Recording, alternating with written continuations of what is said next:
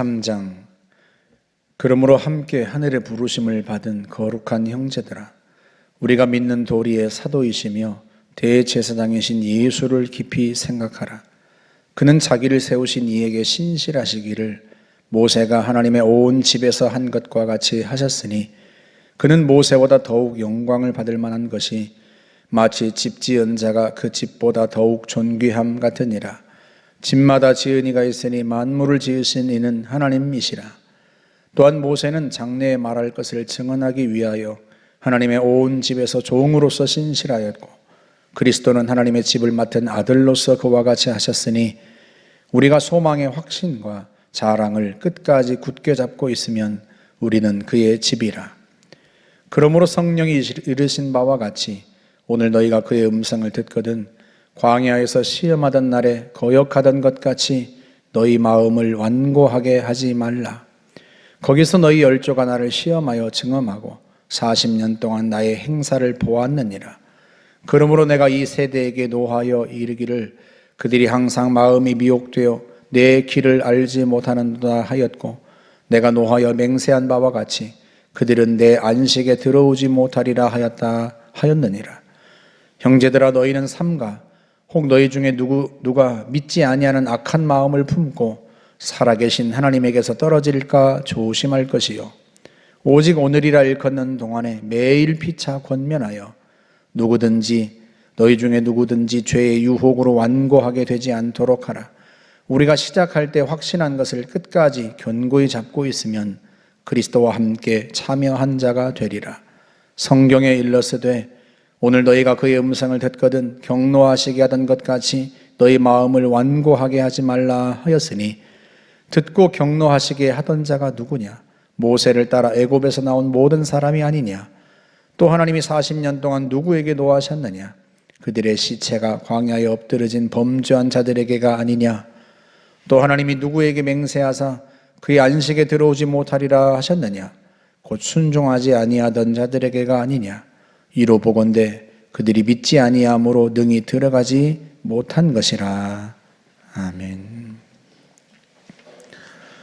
1장과 2장에서 예수님을 천사와 비교했던 이브리서 저자가 3장에서는 모세와 예수님을 비교합니다. 3장 1절에서 시작하기를 그러므로 함께 하늘의 부르심을 받은 거룩한 형제들아, 우리의 믿는 도리의 사도이시며 대제사장이신 예수를 깊이 생각하라. 예수를 깊이 생각하라. 그가 얼마나 위대하신 분인지 깊이 생각하라, 그런 의미인데, 우리의 믿는 도리의 사도이시며 그렇게 표현을 하죠. 여러분, 그 당시 성도들이요, 사도란 말을 너무나 잘 알아요. 예수님께서 12제자를 선택하셔서 그들을 사도라고 칭하시죠. 사도란 말이 아포스톨로스란 말인데요, 보냄을 받은 자란 뜻입니다. 요즘엔 사도란 말을 잘 안 쓰죠. 쉽게 말하면 대사, 주중 대사, 주미 대사, 그렇게 말하지 않습니까? 한 나라를 대신해서 다른 나라에 가서 그 나라의 주권과 권위를 가지고 그 나라를 대신하는 사람, 그게 대사잖아요. 예수님께서 사도들을 보내셨단 말이에요. 여러분, 그 당시 복음의 정통성, 누가 전하는 그 복음이 진정하냐, 진리냐 아니냐를 판가름하는 기준이 사도성이었어요. 그러니까 그가 예수님이 보내신 사도냐, 또는 그 사도의 가르침을 받은 제자냐, 그것에 따라서 그가 전한 복음이 진정성이 있는지 정통한지, 정통성을 구분하는 기준이 되었단 말이에요. 사도성 자체가. 사도 베드로나 요한 같은 이가 전한 복음인지, 또는 사도 요한이나 베드로, 또 안드레, 이런 사도들에 의해서 가르침을 받은 제자가 전한 복음인지, 그게 복음의 정통성을 구분하는 기준이 되었어요. 그래서 그 당시에 사도란 말을 너무나 잘 알고 있었는데, 그렇게 예수님께서 사도들을 파송해서 진리의 복음을 전하게 하신 것처럼 성부 하나님께서 친히 아들을 사도로 파송하셨단 말이죠. 성부 하나님의 보내심을 받은 분, 그분이 예수님이십니다. 그런 의미에서 사도라고 부른 거죠. 우리의 믿는 도리의 사도이시다. 우리가 믿는 도리, 우리가 받은 복음, 우리가 믿는 복음이 누구에게서 받은 거예요? 그 복음을 하나님께서, 성부 하나님께서 보내신 사도 예수 그리스도께서 전해주신 복음이다. 그래서 예수의 전한 복음이기 때문에 그 복음이야말로 진리라고 하는 거죠. 예수께서 복음이시고 복음을 전한 분이십니다. 그런 차원에서 이제 모세와 비교하려고 하는 거예요. 모세는 하나님께서 그에게 율법을 주셨죠. 그러나 성부 하나님께서 예수께는 진리의 복음을 전해서 주셔서 우리에게 보내셨습니다. 그런 차원에서 그 율법과 복음을 비교하려는 것이고요. 대제사장이신 예수를 깊이 생각하라 하고 말하죠. 대제사장이신 예수, 그 말은 왜 하는 거예요? 먼저 모세와 비교한 후에 누구와 비교하려고? 대제사장 아론, 이스라엘 백성들을 위하여 첫 속죄의 제사를 드렸던 아론과 또 다른 제사장들과 누구를? 예수님을 비교하기 위해서 이 단어를 쓴 겁니다. 그래서 4장에 가면 이제 그 얘기를 할 텐데 4장 14절에서 그렇게 말씀하죠. 우리의 큰 대제사장, 우리에겐 큰 대제사장이 계시니 누가 계세요? 승천하시니 곧 하나님의 아들 예수시라. 우리가 믿는 도리를 굳게 잡을지어다. 우리에게 있는 대제사장이 누구시다? 예수 그리스도, 하나님의 아들.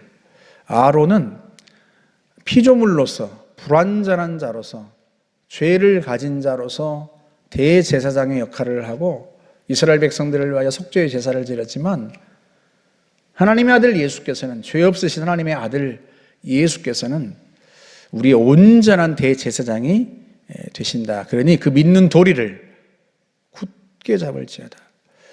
여러분, 히브리서가 무엇 때문에 기록되었다고 그랬죠? 예수를 믿다가 유대교의 박해와 그 핍박 때문에 다시 유대교로 돌아가려는 사람들, 다시 율법으로 돌아가려는 사람들을 설득하고 또 그들에게 경고하기 위해서 이 히브리서를 썼다고 그랬죠. 그래서 믿는 도리를 굳게 잡으라 하는 말들이 계속 나옵니다. 다시 돌아갈 일이 아니고 그 믿음의 돌을 버릴 게 아니라, 율법으로 다시 돌아갈 게 아니라 굳게 잡아야 한다.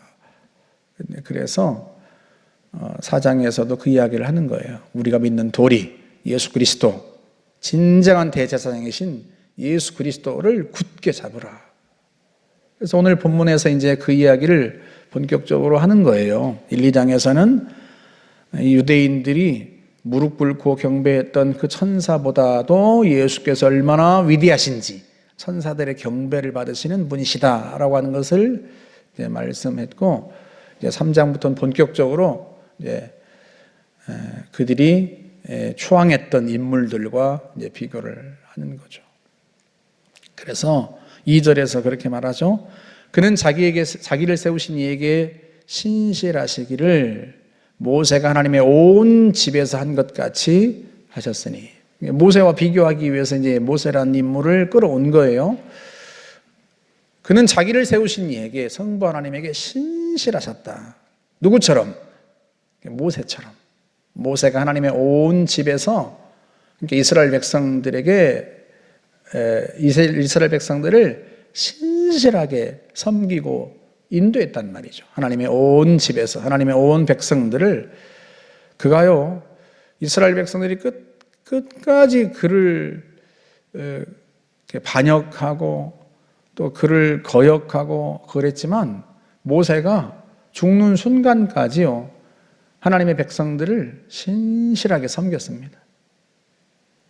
그처럼 예수께서도 자기를 세우신 이에게 성부 하나님 앞에 신실하셨다. 그 점에서는 모세와 동일하지만, 그러니까 유대인들이 모세를 추앙했단 말이에요. 자기들에게 율법을 준 인물 모세를 추앙했어요. 그 모세처럼 예수님도 신실하다. 그래서 모세를 끌어와서 비교를 하는 겁니다. 그런데 모세처럼 신실하셨지만 모세와는 차원이 다르다. 그 이야기를 그 다음 절에서 합니다. 그래서 그는 모세보다 더욱 영광을 받으실 만한 것이 마치 무엇과 같은가? 집 지은 자가 그 집보다 더욱 존귀함 같으니라. 쉽게 말하면 모세는 피조물이에요. 집이에요. 집. 예수 그리스도는 그 집을 지으신 분이십니다. 집마다 디은이가 있으니 만물을 지으시는 이는 하나님이시라. 하나님이시라 하고 말할 때 이 하나님이라고 하는 단어는 사실은요, 누구를 염두에 두고 하고 있는 이야기예요? 예수 그리스도. 이제 하나하나 분명히 얘기하겠지만 이미 히브리서 1장 1절부터 3절에서 그걸 선포하고 시작했다고 그랬죠. 1장 3절에서 그는 하나님의 영광의 광채시요 그 본체의 형상이시라. 하나님의 본체가 눈에 보이게 나타난 형상, 예수 그리스도 그분이. 그러니까 그분이 하나님이시라는 의미예요. 그걸 선포하고 1장부터 시작했단 말이죠. 그래서 천사들에게서 경배를 받으시고 천사들을 사역자로 부리시는 분이었단 말이죠. 그걸 이제 설명했던 거잖아요. 그래서 모세는 하나님이 지으신, 예수 그리스도께서 지으신 집에 불과합니다. 피조물입니다. 그런데요, 예수님은 그 집을 지으신 분이세요. 당연히 누가 더 존귀해요? 아니, 집보다 그 집을 지은 이가 더 존귀하죠. 모세와 똑같이 신실한 것은 맞지만, 그러나 모세와는 차원이 달라요. 모세보다 더욱 영광을 받으실 수밖에 없는 게, 모세는요, 집과 같지만 예수님은 그 집을 지으신 분이세요. 그 집을 지으신 하나님이시란 말이죠. 그러면 피조물인 모세가 하나님께서 하나님께서 보내서 율법을 전달하게 한 것은 맞지만, 그러나 그는 엄연히 피조물에 불과하고 죄 있는 인간에 불과하단 말이에요. 그가 전해준 율법을 따를 것이냐, 아니면 모세를 지으신 예수 그리스도를 따를 것이냐, 그건 너무나 무엇을 따를 건지는 명확관한 일 아니겠습니까? 근데 그 이야기를 이제 하고 있는 것입니다. 또한 모세는 장래일을 말하기 위하여, 증언하기 위하여 하나님의 온 집에서 무엇으로? 종으로서 신실하였다. 장래 말할 것, 이제 앞으로 이야기합니다만, 모세가 전해준 율법은 복음의 그림자예요. 더 정확히는요, 예수 그리스도를 가리키는 그림자에 불과합니다. 장차 그게 드러날 거예요. 모세가 말했던 바, 모세가 전해준 율법은 장래에 말할 진리, 구원의 사도이신 예수 그리스도에 대해서 말하는 거란 말이죠. 그게 이제 드러날 거예요. 그 장래에 말할 것을 그가 율법으로서 증언한 거란 말이죠.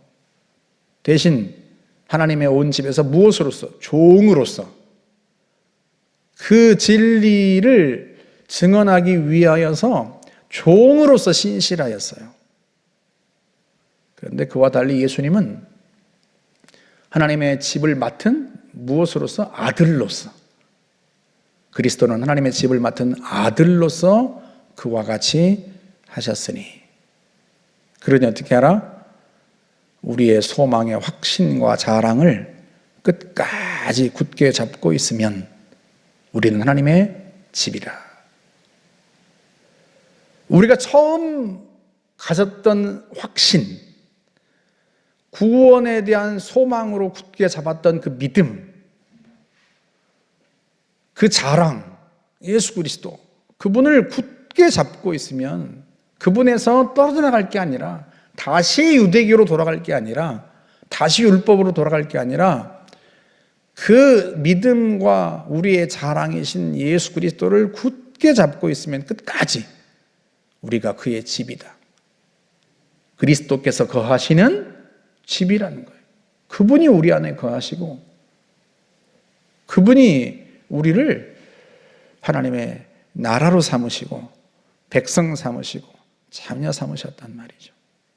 그러니 그 믿음을 굳게 지키라 하는 거예요. 여러분, 히브리서가 설득과 경고로 되어 있다고 그랬죠. 그래서 3장 1절부터 6절까지는 설득이에요. 설득. 모세와 예수 그리스도를 비교하면서 왜 유대교로 돌아가서는 안 되는지, 왜 예수를 믿는 믿음을 굳게 지켜야 되는지에 대해 설득한 거예요. 7절부터는요, 경고입니다. 경고. 그러므로 성령이 이르신 바와 같이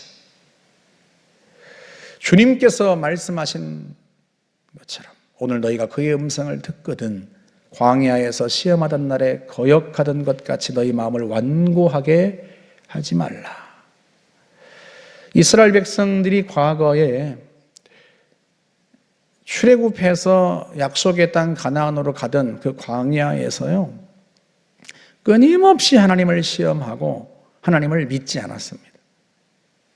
모세가 그들을 이끌었는데도 불구하고요, 그들이 끝까지 하나님을 거역하고 그들의 마음이 완고하게 되어서, 마음이 굳어져서 하나님을 신뢰하지 못하고 끊임없이 애굽으로 돌아가자 그렇게 말하고, 하나님이 광야에서 우리를 죽게 하는가 원망하고 그랬단 말이죠.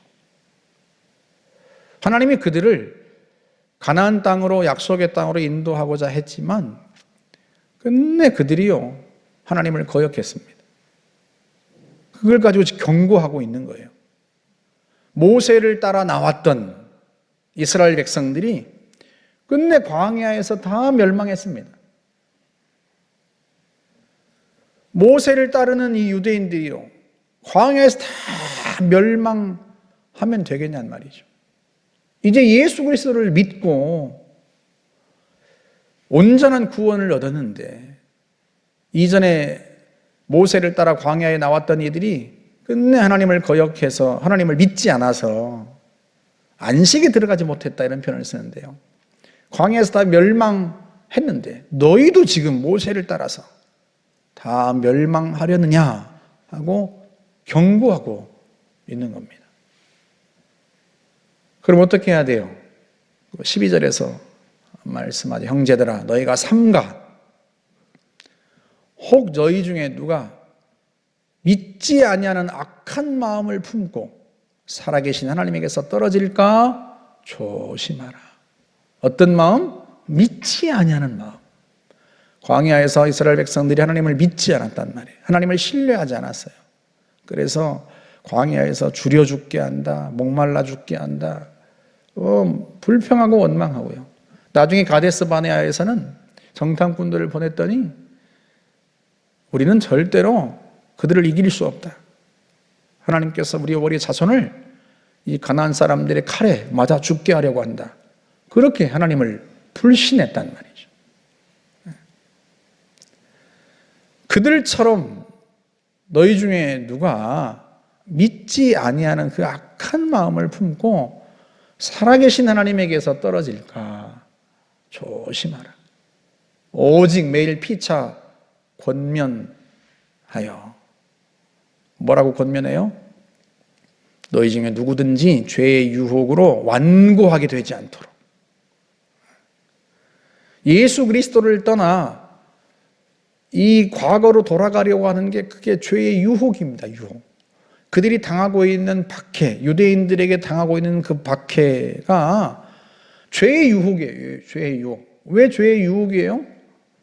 믿음에서 떠나려고 하니까, 구원에서 멀어지려고 하니까, 이스라엘 백성들이 광야에서 그 마음이 완고하게 되어서 하나님을 믿지 않고 하나님을 배반했던 것처럼 그렇게 되려고 하니까 그를 죄의 유혹이라고 표현한 거예요. 그러니까 너희 마음을 완고하게 하지 말고 우리가 시작할 때 확신했던 것, 그것을 어떻게 하라고요? 끝까지 견고히 잡고 있으면 그리스도와 함께 참여한 자가 되리라. 그리스도와 함께 참여한 자, 무엇에 참여한 자가 돼요? 그리스도께서 어떻게 하셨어요? 자기를 보내신 이에게, 자기를 세우신 이에게 신실하였단 말이에요. 끝까지 믿음으로 성부 하나님을 따르고 순종했습니다. 그 신실함에 참여한 자가 될 테고 구원에 참여한 자가 될 것이다. 무엇을? 우리가 시작할 때 확신했던 것. 이 신앙을 시작할 때 예수 그리스도를 믿는 그 믿음으로 시작한 그 확신, 그 믿음, 그 시작할 때 확신했던 것, 그거를 끝까지 견고히 잡고 있으면, 그러면 우리가 그리스도와 함께 참여한 자, 하나님을 믿는 그 믿음에 참여한 자, 과거 이스라엘 백성들처럼 하나님을 믿지 않아서 멸망한 게 아니라 하나님을 믿는 믿음에 참여한 자가 되고 구원에 참여한 자가 될 것이다 하는 것입니다. 그렇게요, 계속 설득과 경고가 이어집니다. 오늘 우리는 유대교로 돌아가지는 않지만 예수 믿지 않던 과거로 돌아가려는 사람들이 의외로 있습니다. 예수를 믿다가 신앙생활 하다가 뭔가 주님께 섭섭하다고 이스라엘 백성들처럼 출애굽시켰을 때 그 홍해 앞에서 홍해를 건넌 후에 하나님을 찬양하고 감격했던 이스라엘 백성들처럼 예수를 처음 믿을 때는 감사하고 감격했는데 어느 순간 자기들이 원하는 것을 들어주지 않는다고, 제때에 하나님이 도와주시지 않는다고 하나님을 원망하고 하나님을 믿지 않았던 이스라엘 백성들처럼 신앙생활 하다가 우리도 어느 순간 하나님이 내가 원하는 대로 해주지 않는다고, 내가 원하는 것을 들어주지 않는다고 하나님을 원망하고 애굽으로 돌아가자 했던 이스라엘 백성들처럼, 다시 유대교로 돌아가자 하는 사람들처럼 그렇게 신앙에서 떠나는 사람이 간혹 있단 말이죠. 누구에게 상처받아서, 또 주님께 상처받아서, 내가 원하는 대로 되지 않아서 다시 과거로 돌아가려는 그 죄의 유혹을 받는 이들이 적지 않게 있습니다. 그래서 이 히브리서가 우리에게도 유익합니다. 우리는 과거로 돌아가면 안 되죠. 우리가 시작할 때 확신했던 것, 예수를 처음 믿을 때 주님으로 말미암아 내가 구원받았구나, 주님께서 나를 위해서 십자가에서 친히 속죄의 제물이 되시구나, 그가 죽으실 때 나도 십자가에서 함께 죽고 그가 부활하실 때 나도 함께 그분과 함께 다시 살아났구나, 그 감격, 그 확신, 그 믿음을 우리가 끝까지 굳게 잡고 있어야죠. 이 땅을 살아가면서 우리에게 시험과 유혹이 많습니다. 사실은요, 히브리서를 쓸 당시 사람들보다 우리가, 여러분 어떻게 죄의 유혹이 많다고 하겠습니까? 그들은요 생명의 위협을 받잖아요. 여러분 사도행전에도 이미 유대인들과 유대교로부터 받는 박해가 기록되어 있지 않습니까? 스데반이 순교하고 요한의 형제 야고보가 순교하고 많은 사람들이 박해를 받고, 사실 그들보다야 우리가 덜 하죠. 그런데요, 그들보다 죄의 유혹이 끈질겨요. 왜? 세상에서 예수 믿지 않고 잘 먹고 잘 사는 사람이 너무 많아요. 그러다 보니까 저 사람들은 예수 믿지 않아도 저렇게 잘 먹고 잘 사는데 왜 나는 이렇게 힘들게 살아가나. 그 유혹이 매일같이 우리에게 있단 말이죠. 그런데 여러분, 4장에서 보겠지만요, 우리가 들어가고자 하는 안식은 그 육체의 만족이 아니에요. 여호수아가 이스라엘 백성들을 가나안 땅에 들어가게 하고 그걸 안식에 들어간다 표현하지만 실제로는 안식에 들어가지 못했다고 표현을 해요. 그러니까 가나안 땅을 얻어서 그 땅에서 농사 짓고 행복하게 잘 먹고 잘 사는 게 하나님이 그들에게 주고자 하셨던 안식이 아니에요. 오늘 이 땅에서 부자 되어 잘 먹고 잘 사는 게 하나님 우리에게 주시고자 하는 참된 안식과 구원이 아니란 말이에요. 근데 우리는 자꾸 이 땅에서 잘 먹고 잘 사는 것으로 하나님께 떼를 써요. 거기에 자꾸 유혹을 받아요. 처음 시작할 때 확신했던 바 우리의 구원, 그걸 구원의 사도인 예수 그리스도를 끝까지 견고하게 잡고 있어야 됩니다. 우리가 보이는 것을 사모하고 바라는 게 아니란 말이죠. 보이지 않는 바 하나님의 영원하신 하나님의 나라, 영생, 그걸 우리가 상속받은 사람들입니다. 그래서 이 땅에 살아가면서도요, 세상의 유혹, 죄의 유혹에 흔들릴 게 아니라 우리가 믿은 바 신앙을 굳게 잡고 있어야 하고요, 끝까지 견고하게 붙들어야 합니다. 바울이 디모데에게 편지하면서 이야기하죠. 나는 신앙을 굳게 지켰고 내 믿음을 지켰다. 그러니 어떻게 한다?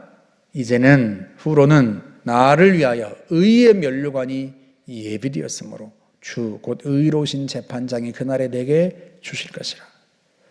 바울이 끝까지 믿음의 길을 지키려고 했던 것은 무엇 때문이라고요?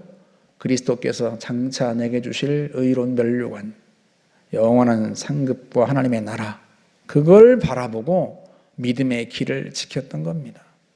이 땅에서 잘 먹고 잘 살고 편안하게 살기 위해서 그리스도를 굳게 잡았던 게 아니란 말이죠. 만약에 그렇다면 바울과 초대교회 성도들이 제일 불쌍한 사람들이죠. 그들이 예수를 믿고 이 땅에서 부를 누려본 적이 없어요.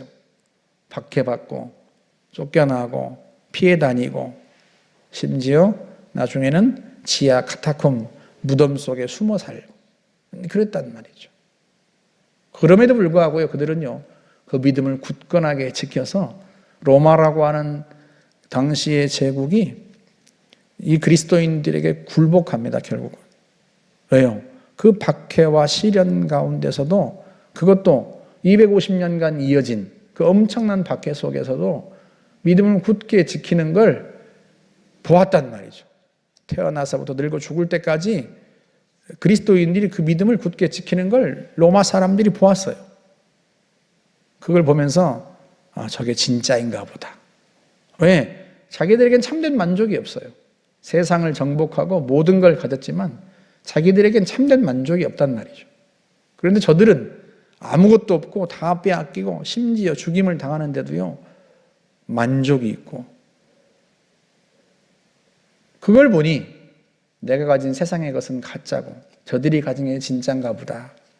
결국 그래서 로마가 그리스도인들에게 굴복하고요, 로마가 복음을 받아들이게 된 것입니다. 황제부터 시작해서. 저와 여러분들이요, 예수를 믿는 믿음을 굳건하게 지키고 그 믿음의 길을 완주할 수 있기를 주님의 이름으로 축복합니다. 함께 기도하겠습니다. 좋으신 하나님 아버지, 우리의 믿는 도리의 사도이시며 대제사장이신 예수를 깊이 생각하겠습니다. 그분을 통하여 얻은 구원과 그분이 우리에게 전해준 진리의 길, 구원의 길에 굳건히 서서 하나님 신앙의 길을 완주하겠습니다. 주님, 저희들을 도우시고 주의 성령께서 언제나 함께하여 주옵소서. 감사드리며 예수님의 이름으로 기도하옵나이다. 아멘.